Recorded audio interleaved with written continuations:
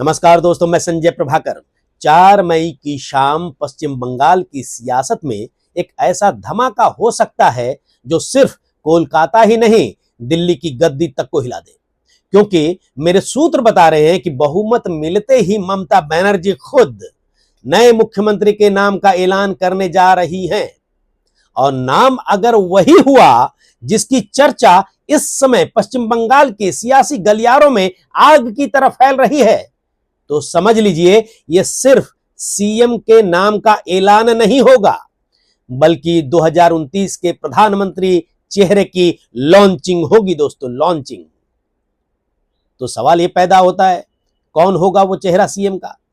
तो दोस्तों, वो चेहरा जिसने 2021 के विधानसभा चुनाव में बीजेपी की पूरी ताकत को 77 पर रोक दी थी, वो चेहरा जिसने 2024 के लोकसभा चुनाव में पश्चिम बंगाल की जमीन पर बीजेपी को कड़ी टक्कर दी, आपको ध्यान होगा। और अब 2026 में जिसकी लोकप्रियता आसमान छू रही है पश्चिम बंगाल में, जो हिंदू हो या मुसलमान, ईसाई हो या सिख, युवा हो या महिला, हर तबके में पकड़ बनाता जा रहा है जबरदस्त तरीके से। और उनका नाम है अभिषेक बैनर्जी। जी हां, आप सही सुन रहे हैं।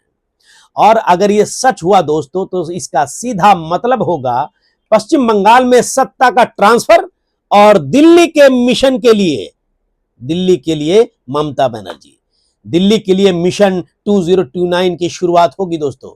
यानी 2029 के लोकसभा चुनाव में पीएम मोदी की सीधी टक्कर ममता बनर्जी से हो सकती है। और इस बात का ऐलान पश्चिम बंगाल की चीफ मिनिस्टर और टीएमसी चीफ ममता बनर्जी ने खुले मंचों से अपने चुनावी प्रचार में किया था, आपको ध्यान होगा। उन्होंने क्या कहा था मैं आगे दिखाने वाला हूं, उनका वीडियो देखिएगा, आपको याद होगा, लेकिन फिर भी मैं दिखाने जा रहा हूं आपको। इतने आत्मविश्वास से ममता बनर्जी ने सरेआम खुले मंचों से कैसे कह दिया कि अब उनका टारगेट दिल्ली है? कैसे कह दिया? उन सभी एंगल्स पर डीप रिसर्च करके मैंने जो बातें एनालिसिस की है, वो आगे देखिएगा और गांठ बांध कर रखिएगा दोस्तों दिमाग में, क्योंकि 2029 बहुत दूर नहीं है। तो दोस्तों, लीजिए पहले सुनिए ममता बनर्जी की हुंकार, सीधे प्रधानमंत्री नरेंद्र मोदी को चुनौती। उसके बाद लौटते हैं उन सभी वजहों पर, उन सभी पॉइंट्स पर कि आखिर ममता बनर्जी को इतना आत्मविश्वास कैसे हुआ कि अब जो है उनके टारगेट पर दिल्ली है। लीजिए सुनिए। You have to care the people of this country. You don't care. You ignore the people. You ignore the democratic rights of the people. And SIR is a big scam. It will be proved one day, and we are waiting for that. Enough is enough. অনেক দেখেছি আর নয়। দিল্লি আমাদের Bangla target করেছে, আমাদের target Delhi.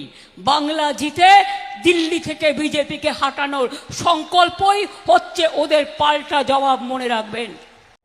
तो दोस्तों, अब आते हैं इस वीडियो की आत्मा पर।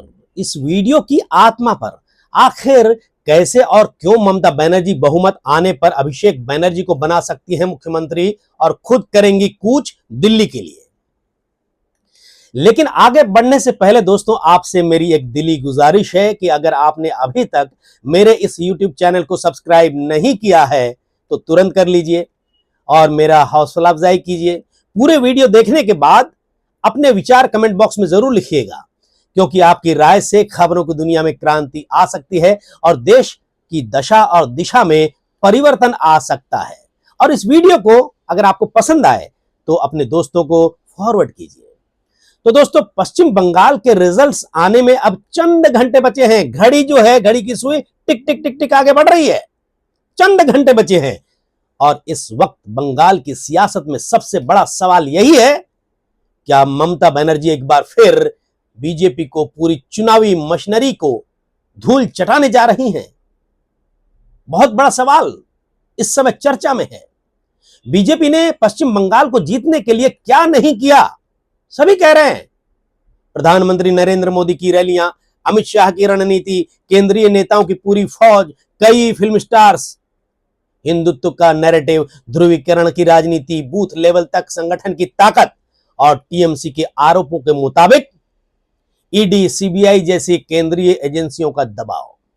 और टीएमसी लगातार कहती रही है कि बीजेपी सिर्फ चुनाव नहीं लड़ रही है बल्कि पूरा तंत्र लेकर बंगाल पर चढ़ाई कर रही है। और टीएमसी ने लगातार आरोप लगाया है कि चुनाव आयोग और बीजेपी के बीच सांठगांठ है। दोस्तों, टीएमसी का आरोप है कि चुनाव आयोग भी निष्पक्ष रेफरी की तरह नहीं है बल्कि मोदी सरकार के हाथ की कठपुतली की तरह काम कर रहा है। यह टीएमसी का आरोप है। हालांकि दोस्तों, सिर्फ टीएमसी नहीं, इससे पहले लगातार कई महीनों से, कुछ सालों से यह आरोप लगाया जाता रहा है कि चुनाव आयोग और बीजेपी के बीच सांठगांठ है, चाहे वो कांग्रेस हो या आरजेडी हो। अलग अलग दल लगातार इसमें जो है आरोप लगाते रहे हैं। तो दोस्तों, अब जो है चर्चा यह है कि मजबूत कमरों यानी कि स्ट्रांग रूम, ईवीएम सुरक्षा और काउंटिंग से पहले बंगाल में जो तनाव दिख रहा है उसने इस चुनाव को सिर्फ सत्ता की लड़ाई नहीं बल्कि लोकतंत्र बनाम सत्ता तंत्र की लड़ाई बना दिया है। आप देख रहे होंगे कि आज 2 मई को भी पश्चिम बंगाल के कुछ बूथ में एक बार फिर से वोटिंग कराई जा रही है। उसमें भी जबरदस्त बम्पर वोटिंग हुई। और इसलिए हुई यहां पर एक बार फिर से वोटिंग क्योंकि यहां पर गड़बड़ी की आशंका जताई गई थी और चुनाव आयोग ने इस पर फैसला किया कि इन बूथों पर एक बार फिर से वोटिंग कराई जाएगी।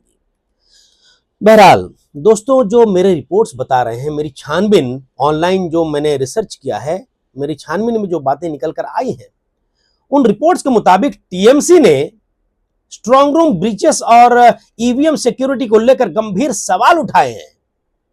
अलग अलग न्यूज प्लेटफॉर्म्स में बातें आ रही हैं, जबकि बीजेपी ने इन आरोपों को खारिज किया है। और अब असली बात सुनिए दोस्तों, असली बात।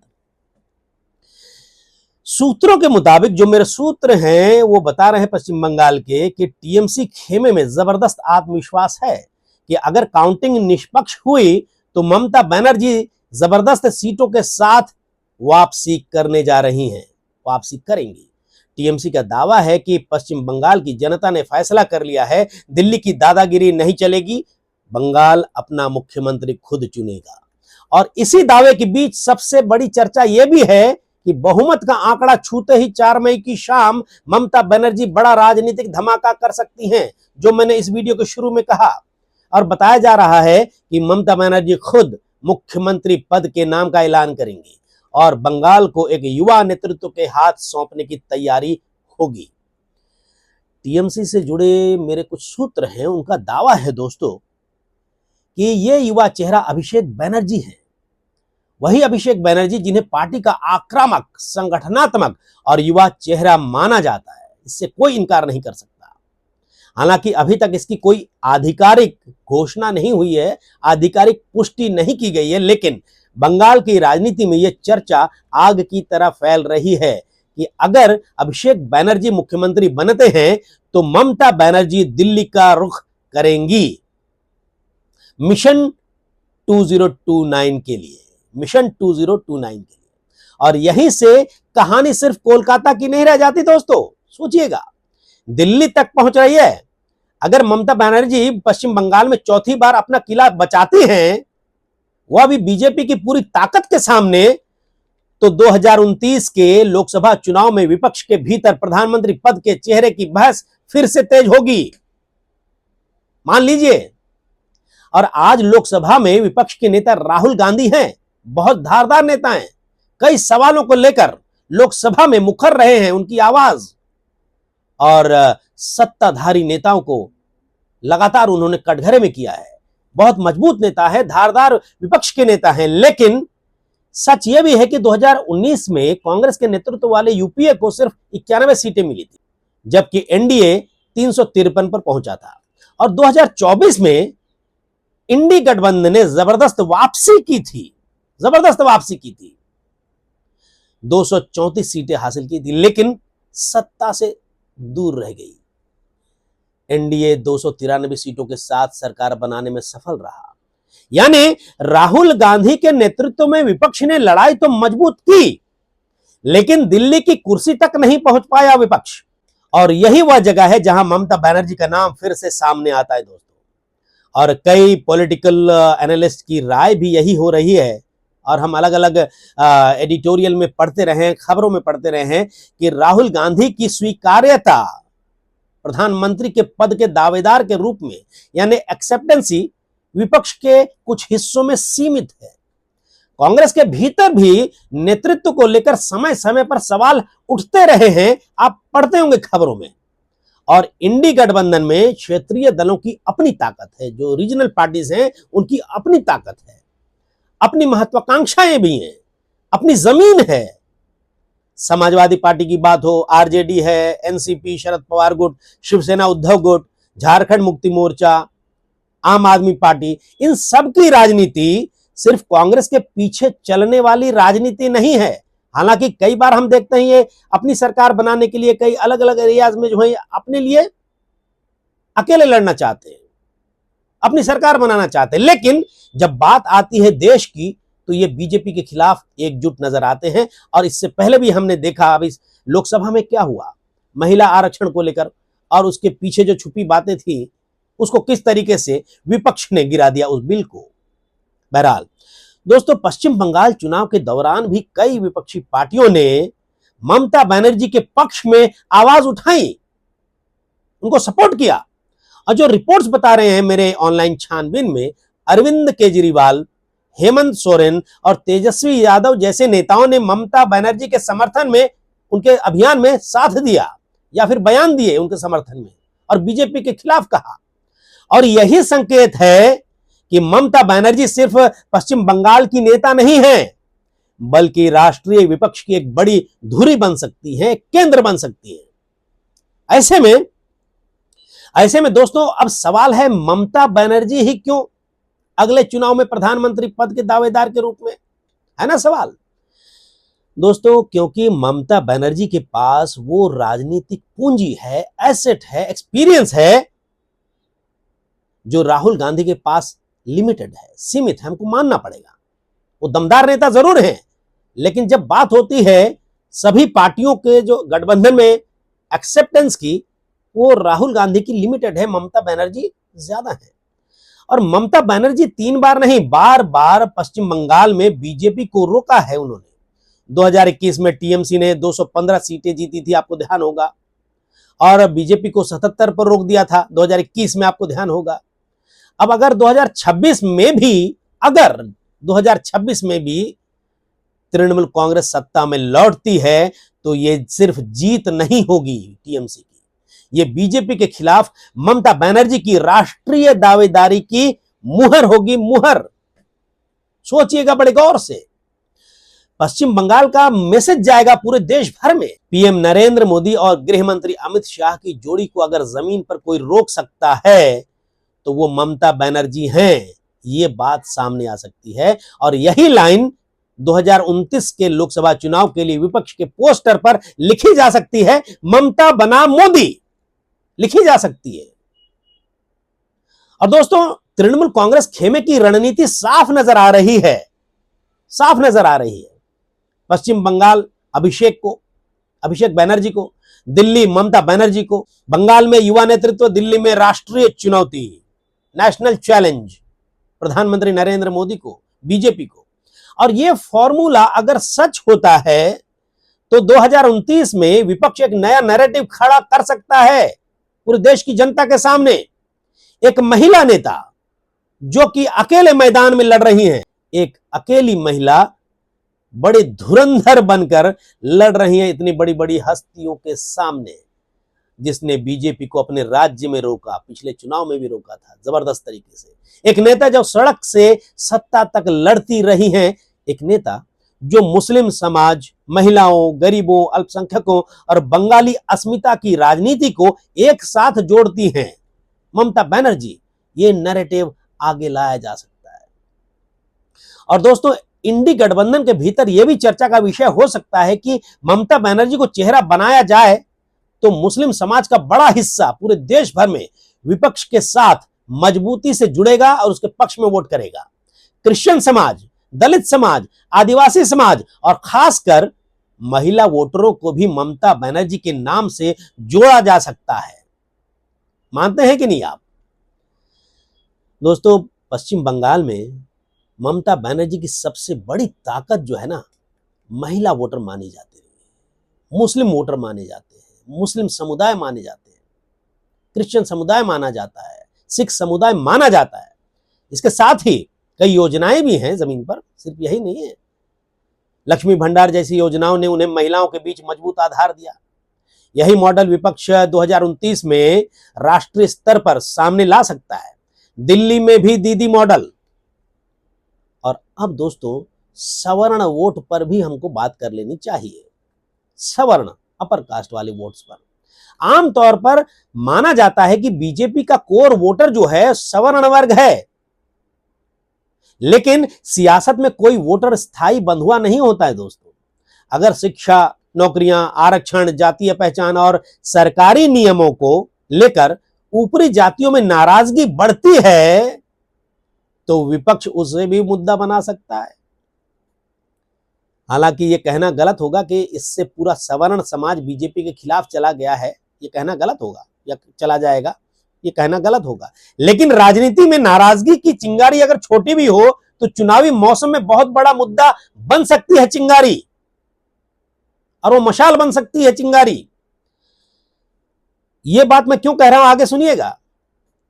उससे पहले यह दोस्तों बता दूं कि अब प्रियंका गांधी वड्रा का एंगल इसमें कैसे आता है। इस वीडियो में सूत्रों के हवाले से जो मुझे खबर आ रही है, चर्चा है, कांग्रेस के भीतर भी कुछ नेता राहुल गांधी की बजाय ऐसे चेहरे की तलाश में हैं आने वाले आम चुनाव में जो इंडी गठबंधन को ज्यादा स्वीकार्य लगे, एक्सेप्टेंसी हो उनकी। लेकिन अभी प्रियंका गांधी की तरफ से ममता बनर्जी को लेकर 2029 के चुनाव के लिए समर्थन देने की कोई समर्थन वाली बात सामने आई नहीं है, लेकिन वो ममता बनर्जी के नाम पर समर्थन देंगी, ऐसी खबरें भी आ रही हैं, क्योंकि उनको बीजेपी को सत्ता से हटाना है। तो दोस्तों, तस्वीर साफ है। बंगाल का रिजल्ट सिर्फ बंगाल का रिजल्ट नहीं है, यह 2029 की स्क्रिप्ट का पहला पन्ना हो सकता है।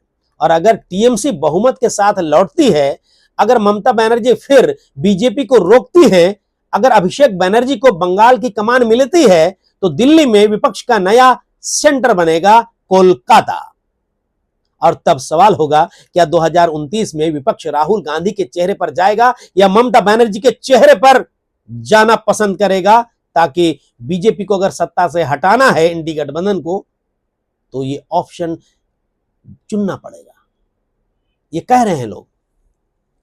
और दोस्तों, टीएमसी कह रही है अगर धांधली नहीं हुई तो बहुमत हमारा है। टीएमसी कह रही है कि अगर धांधली नहीं हुई इस विधानसभा चुनाव में वोटों की गिनती में तो बहुमत हमारा है। और बीजेपी कह रही है कि परिवर्तन होना ही है, परिवर्तन होगा। चुनाव आयोग कह रहा है कि काउंटिंग 4 मई को होगी, ये सभी जानते हैं। लेकिन बंगाल की सड़कें, बंगाल का मूड, बंगाल की बम्पर वोटिंग और टीएमसी का आत्मविश्वास एक बात कह रहा है, खेला अभी खत्म नहीं हुआ है। असली खेल तो दोस्तों 4 मई की शाम होगा। अगर ममता बनर्जी जीतती है तो सिर्फ चौथी बार सरकार बनाने की कहानी नहीं होगी, यह संदेश भी जाएगा कि दिल्ली की ताकत, एजेंसियों का डर, चुनावी मशीनरी, हिंदुत्व का नैरेटिव और विपक्ष तोड़ने की राजनीति, सबके सामने पश्चिम बंगाल ने अपनी बेटी को फिर खड़ा कर दिया निजेर में। और अगर उसी शाम ममता बनर्जी अभिषेक बनर्जी का नाम आगे करती हैं तो ये बंगाल की सत्ता का हस्तांतरण नहीं, बल्कि राष्ट्रीय राजनीति में ममता बनर्जी की एंट्री का ऐलान होगा। टारगेट दिल्ली। पश्चिम बंगाल बोलेगा बांग्लार में दिल्ली जावे, पश्चिम बंगाल बोलेगा बांग्लार में दिल्ली जावे। टीएमसी बोलेगी बांग्ला अस्मिता झुकी नहीं, और विपक्ष पूछेगा 2029 में मोदी के सामने सबसे मजबूत चेहरा कौन? और जवाब अगर कोलकाता से आ गया अभी 4 तारीख को, तो नाम होगा ममता बनर्जी। और यही वजह है कि 4 मई का रिजल्ट सिर्फ विधानसभा चुनाव का रिजल्ट नहीं है दोस्तों, बल्कि 2029 की दिल्ली की लड़ाई का बिगुल बन सकता है। और अब वो एंगल जो मैंने थोड़ी देर बोला था कि आपको बताता हूं कि सवर्ण वर्ग जो है बीजेपी से क्यों नाराज है, क्योंकि आपको याद होगा कुछ दिन पहले जो है यूजीसी का एक नया नियम लागू करने की बात आई। हालांकि इस पर सुप्रीम कोर्ट ने फिलहाल रोक लगाई है और उसके बाद यह भी कहा है कि इसको देखा जाए। लेकिन यूजीसी ने जिस नियम को लागू करने की बात की है उसको लेकर सवर्ण समाज में नाराजगी और इसका असर आने वाले लोकसभा चुनाव पर जबरदस्त पड़ सकता है। हालांकि इसकी भनक बीजेपी के रणनीतिकारों और थिंक टैंक जो वहां पर बैठे हुए हैं उनको लग चुकी होगी और उसका भी कोई कार्ड जो है वो निकालने में लग गए होंगे। बहरहाल दोस्तों, इस वीडियो पर आप अपनी राय जरूर लिखिएगा क्योंकि आपकी राय बहुत जरूरी है। नमस्कार।